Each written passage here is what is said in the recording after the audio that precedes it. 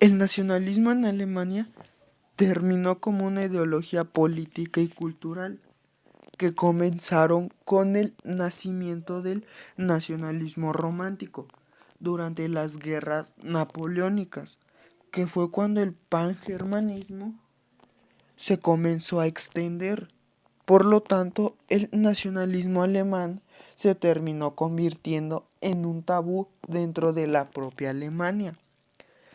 El propósito del nacionalismo estaba más enfocado al desarrollo de una identidad que fuera muy compartida con varias características, como era lo que es la cultura, un idioma, una etnia y la religión, que en sí todo esto tenía un logro político para que así se pudiera preservar la cultura nacional.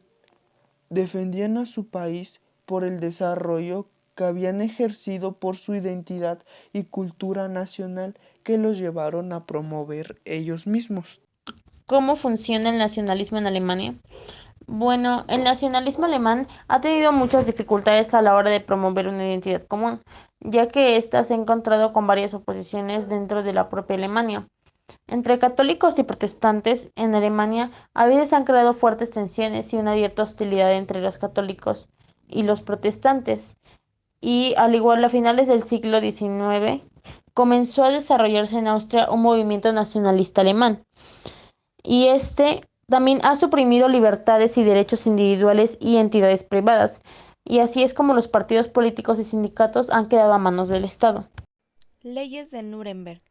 Desde que Adolfo Hitler llegó al poder en marzo de 1933, una de sus principales líneas de actuación fue la de excluir y posteriormente exterminar a los judíos, primero de Alemania y luego de Europa, aunque posteriormente también se extendería hacia otras etnias y colectivos. El contenido de las leyes se divide en dos. Como primer punto tenemos a la ley de la ciudadanía del Reich y como segundo es la ley de la protección de la sangre en honor al alemán. Símbolos patrios. La bandera alemana. Esta bandera consta de tres franjas horizontales de igual tamaño en colores negro, rojo y amarillo. Sus orígenes son desconocidos. Se especula que fueron inspirados por los colores de los uniformes de los Freikorps, que en castellano es el Cuerpo de Liberación contra el ejército napoleónico, o bien sacados de la bandera del Sacro Imperio Romano Germánico, que también contiene estos colores. El escudo de Alemania, o más bien el escudo de armas de Alemania, tiene su origen en diferentes símbolos pertenecientes al periodo del Sacro Imperio Romano Germánico. La Cruz Negra es un emblema nacional de Alemania que fue utilizada por el ejército prusiano y por las fuerzas armadas alemanas.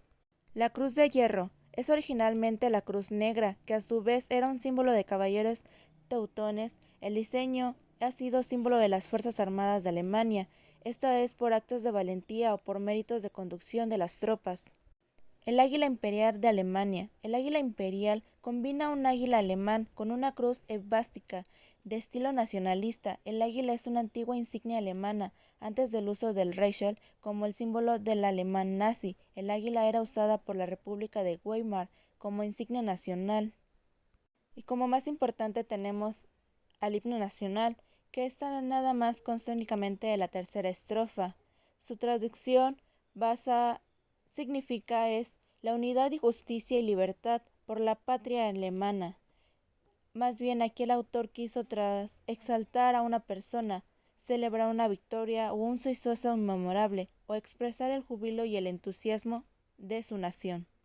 Nivel cultural de Alemania. El idioma más reconocido en Alemania y oficial es el alemán. Este pertenece a la lengua indoeuropea y se encuentra considerada dentro del llamado grupo de las lenguas germánicas occidentales. Este idioma se encuentra entre los 23 idiomas oficiales de la Unión Europea, entre ellas está Francia, el inglés y otras más.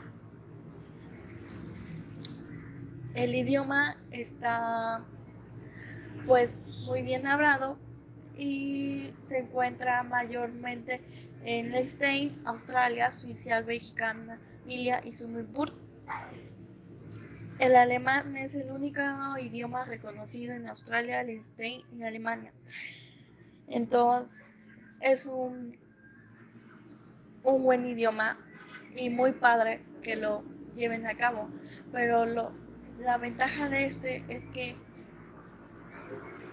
es un poco difícil interactuar con él.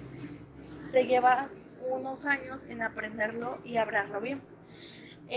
Para hacer un viaje a Alemania, lo básico que tienes que saber es saludar, tener frases comunes o saber frases comunes, despedirse en alemán y entre ellas también pues sus tradiciones, que esto será el siguiente punto, las tradiciones. Saludarse de mano. Se da la mano a modo de saludo. Es un saludo que se reparte entre amistades y gente que no se conoce en este país. Segundo es brindar mirándose a los ojos. Una de las costumbres que este tiene es brindar mirándose directamente a los ojos cuando se brinda, además de decir props. Es obligatorio hacer un contacto visual directo con cada persona con la que brindas, ya sea enfrente, derecha, izquierda, pero siempre a ver a los ojos, ya que este puede que sea algo de mala educación si no lo haces, o una maldición de 7 años de mal sexo. Golosinas para el primer día del cole o primer día de cole. Cuando empiezan por primera vez el colegio, en su primer día, las niñas y los niños alemanes se les regalan Kulte. Es un gran cono de cartón relleno de golosinas o dulces que se le da al otro compañero para que pues tenga un buen día en su primer día de clase y no se le haga amargo pues su primer día de clase. Zapatos fuera. Otra de sus costumbres de Alemania más extendidas es quitarse los zapatos al entrar a una vivienda. De esta manera se mantiene el interior de la casa más limpia, aparte de quitar todas las malas vibras que hayan caído sobre ti en la calle. Oktoberfest. Esta es una fiesta tradicional y famosa de toda Alemania, originaria de la ciudad de Múnich.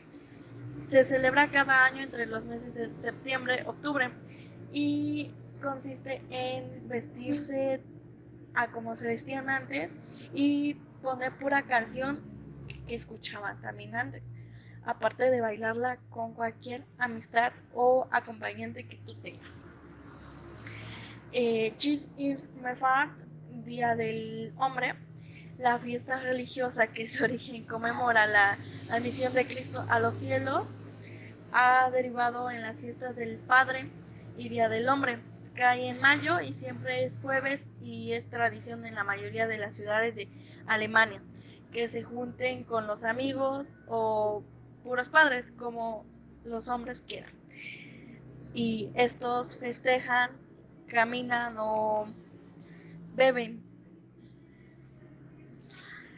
Martín o Latterfin, fiesta de las linternas, el día de San Martín de Tours, así se le conoce, es tradición que los niños y las niñas pequeños en los colegios y guarderías confeccionen unos parrotillos o linternas de papel con todo es reciclado y pues salen a la calle. Los grupos en algunos lugares van encabezados por adultos disfrazados de soldados romanos de capa roja montando a caballo que representan a San Martín. Al final del paseo se termina con una fogata. Por último pasaremos a la historia, y la historia de Alemania como país se inicia en 1871 al instaurarse al Imperio Alemán. Con anterioridad, lo que conocemos como Alemania fue una agrupación de estados en el marco del Sacro Imperio Romano Germánico formado a partir de la división en 843 del Imperio Carolingio.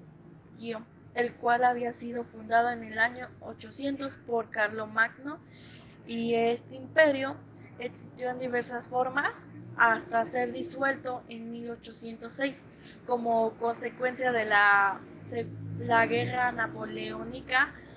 Entonces, al estado conocido actualmente como Alemania fue constituido el, el 18 de enero de 1871, cuando se proclamó el Imperio Alemán, Segunda Reich, bajo la hegemonía de Prusia, guerra contra Francia de 1870 a 1871. Tras el final de la Primera Guerra Mundial, en 1918 se disolvió el imperio, ya que Alemania resultó derrotado a pesar de sus avances iniciales, y el emperador Guillermo II fue obligado a abdicar, y tras la Revolución de Noviembre al imperio se les sucedió la República de Weimar. Esto sería todo. Gracias por su atención. El Imperio Austrohúngaro. Un imperio que, aunque duró relativamente poco tiempo, logró posicionarse como uno de los más importantes de Europa y de todo el mundo. Nació en 1867 y terminó en el año de 1919, además de estar conformado por una gran parte del territorio de Europa Central y del Este. Hay varios puntos a revisar en este apartado, como por ejemplo que dos personas ocuparon el puesto de monarca durante toda su existencia. Este imperio, a su vez, tenía dos parlamentos, uno en Viena, que además era su capital, y otro en Budapest. En todo el imperio se manejaba una sola moneda común, y como se mencionó anteriormente, y por si no fuera poco, llegó a ser la sexta potencia económica de todo el mundo. La familia de Habsburgo de Austria impuso su autoridad sobre Hungría desde Viena, y desde aquí también manejó todo el resto del imperio. El emperador de en ese entonces, Francisco José I, priorizó su acercamiento con Alemania para seguir con sus deseos expansionistas, llegando a rivalizar con el Imperio Otomano, a Rusia e Italia. Los dominios del imperio estaban completamente en peligro, ya que en estos convivían diferentes grupos étnicos como los croatas, los checos, bosnios, húngaros y eslavos, y por la parte de los grupos religiosos estaban los protestantes, católicos y ortodoxos, todos ellos con sus propias reivindicaciones nacionalistas. Cabe recalcar que esto fue un punto muy importante en su historia, ya que gracias a esto el imperio no logró formar como tal un sentimiento nacionalista hacia el mismo. Serbia fue uno de los mayores opositores al régimen. En este sentido, es posible destacar algunos puntos clave acerca de sus motivaciones. Conflictos con los Balcanes. La aparición de Serbia como un nuevo país independiente supuso el nacimiento de una confrontación territorial constante a finales del siglo XIX y principios del siglo XX. Aunado a esto, el imperio, aprovechándose de una mayor capacidad militar, fue anexándose nuevos territorios y rutas comerciales. De acuerdo a lo mencionado anteriormente, tomaremos en cuenta los siguientes puntos que fueron motivos de el conflicto que surgió. Uno de ellos son los conflictos en Balcanes, que fue la nueva aparición de Serbia como un nuevo país independiente. Y esto provocó una confrontación territorial constante a finales del siglo XIX y principios del siglo XX. Otro punto es la localización geográfica, que debido a esto se iban a aprovechar con mayor capacidad militar de nuevos territorios y rutas comerciales. Antes de la Primera Guerra Mundial, el Imperio Austria-Hungría era considerado el imperio más grande de Europa continental. Abarcó su territorio hasta 700.000 kilómetros cuadrados y ocupó una gran parte de Europa central. Incluía muchos grupos étnicos y lingüísticos diferentes. Uno de estos grupos étnicos más importantes fueron los alemanes, húngaros, polacos, checos, ucranianos, eslovacos, eslovenos, croatas, serbios, italianos y rumanos. Se dice que era una monarquía dual, ya que la organización política del imperio era compleja e inusual debido a sus orígenes como dos reinos separados. El emperador austrohúngaro también fue coronado rey de Austria y Hungría. Cada una de las dos monarquías del imperio continuó existiendo por derecho propio. Tenían su propio parlamento, primeros ministros, gabinete y cierto grado de autoridad nacional. Como era de esperarse, era una unión política en donde existían insatisfacciones persistentes y frecuentes desacuerdos. El gobernador Franz Joseph fue quien estuvo a cargo del imperio a inicios de 1867. En el aspecto económico, el imperio se vio beneficioso durante el siglo XIX en términos financieros y económicos. El imperio se despojó de restos feudales y comenzó a desarrollar y expandir instituciones capitalistas como la banca, la industria y la manufactura. El crecimiento anual de Austria-Hungría fue el segundo más rápido de Europa, detrás de el de Alemania. La fuerza militar de la monarquía dual estaba compuesta esencialmente por tres ejércitos, dos pertenecientes a los reinos de Austria y Hungría y una tercera fuerza recién creada, llamado Ejército Imperial y Real. El ejército imperial estaba perpetuamente escaso de oficiales calificados y la mayoría de sus oficiales eran austriacos. Ok, la Triple Alianza fue un acuerdo secreto firmado en 1882 entre Alemania, Austria, Hungría e Italia, renovado periódicamente hasta la Primera Guerra Mundial y al que acabó sumándose el Imperio Otomano. El objetivo de la Triple Alianza era mantener el aislamiento de Francia y acordándose para apoyarse en caso de ser atacados por Francia o Rusia. La educación consistía en que las familias se solventaban según las circunstancias lo exigieran. La construcción de la escuela, el pago del docente, el mantenimiento de la infraestructura, incluso los útiles. Pero la escuela no tenía un propietario único, ya que la escuela era un concepto más útil, público, en el sentido que su funcionamiento y programas estaban definidos y supervisados por las autoridades políticas y religiosas, que era comunitaria, en el aspecto de quienes servía y a quienes sostenían. En el caso del lenguaje durante la guerra de la Triple Alianza, la lengua guaraní dejó de ser una lengua vulgar y adquirió un prestigio repentino como vehículo de secreto y reservas militares, a la vez como distintivo o signo nacional. Fue un arma más para la defensa. La defensa guaraní fue un factor de la unidad y del sacrificio nacional. El 18 de mayo de 1867, el propietario López convocó a un congreso en Paso Apucu, donde una comisión estableció ¿cómo le podemos llamar? Afetato Nacional Paraguayo del Guaraní. Se inauguró el periodismo escrito en lengua guaraní con la edición en imprentas del Estado y en los últimos años de la guerra, de 4 periódicos escritos total o parcialmente en guaraní, obviamente. La Primera Guerra Mundial fue un conflicto entre países. Algunos motivos que ocasionaron fueron la invasión de Serbia, la declaración de guerra de Francia contra Alemania y el detonante que fue el asesinato del archiduque Francisco Fernando. Gracias a esto se formaron alianzas entre ellos, la Triple Alianza y la Triple Entente. Durante la Primera Guerra Mundial, Italia participó durante un año en la Triple Alianza, pero después se cambia hacia la Triple Entente, contribuyendo a que ganara.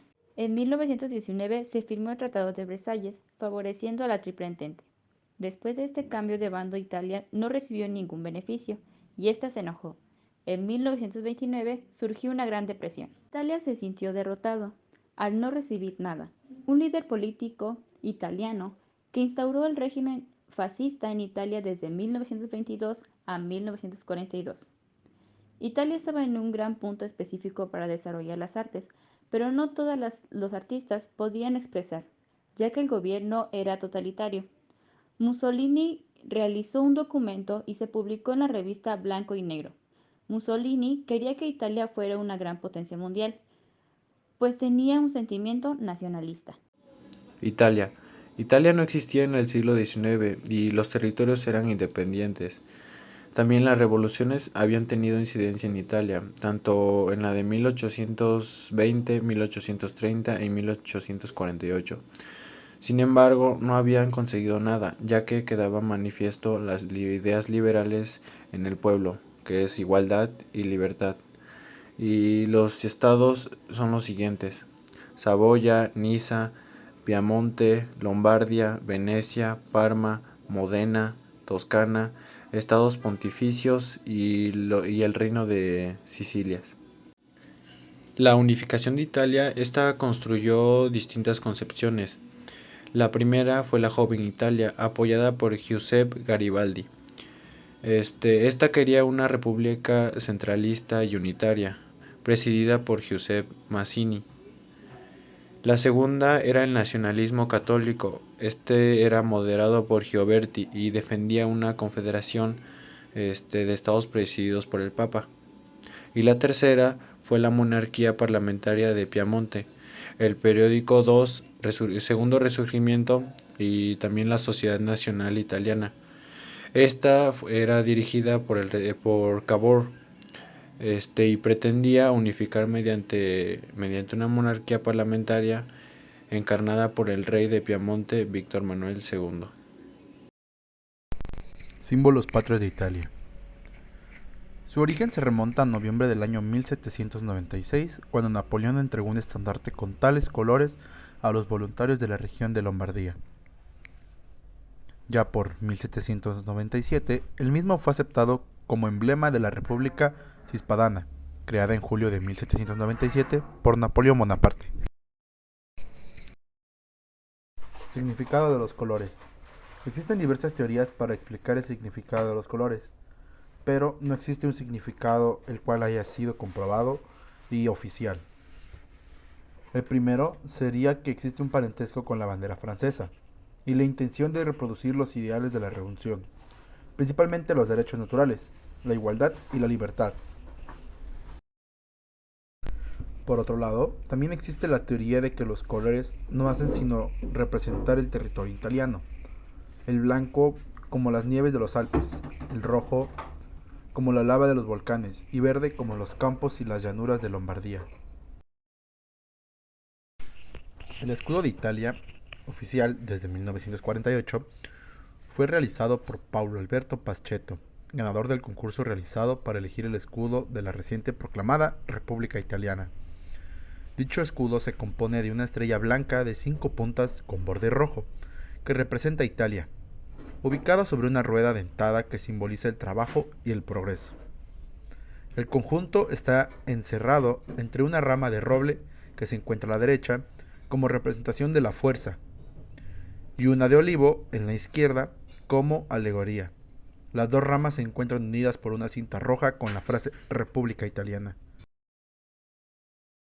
El primer himno de Italia, desde la unificación de 1883, fue la Marcia Reale de Ordinanza, o Fanfara Reale, himno oficial de la Casa Real de Saboya y compuesto en 1831, siguiendo las instrucciones de Alberto di Saboya. Aunque este himno era una composición exclusivamente instrumental, que era usado para marchas y desfiles militares, los ciudadanos agregaron una letra no oficial, la cual relataba la belleza de Italia, su entrega hacia el rey y presumían poseer libertad. Durante el régimen de Mussolini, este himno precedía habitualmente a Gibionesa en actos oficiales, como lo prescribían los reglamentos oficiales. Sin embargo, hubo un intento, fracasado, de compaginar ambos himnos. Gibionesa fue la sintonía de cierre de las emisiones diarias de radio hasta 1943. Una vez después Mussolini, la radio italiana cerró por primera vez en 21 años sus emisiones a los acordes de la Marcia Real. Al crearse la República Social Italiana, o República de Salo, en el norte de Italia, Gibionesa era declarado himno oficial de dicha república, mientras que en el resto de Italia, que seguía siendo una monarquía, se mantenía como himno oficial la Marcia Real. Durante la dictadura de Mussolini, el himno degli Italiani fue usado por las organizaciones antifascistas en contraposición de la Marcha Real y la Gibionesa, debido a su contenido liberal y republicano. En los versos de la Gibionesa se hablaba de los ideales que debían seguir los ciudadanos, que debían poseer fe y entregarse completamente a su gobierno. También representan a Mussolini como alguien que llegó para salvarlos y darle la libertad para progresar como nación.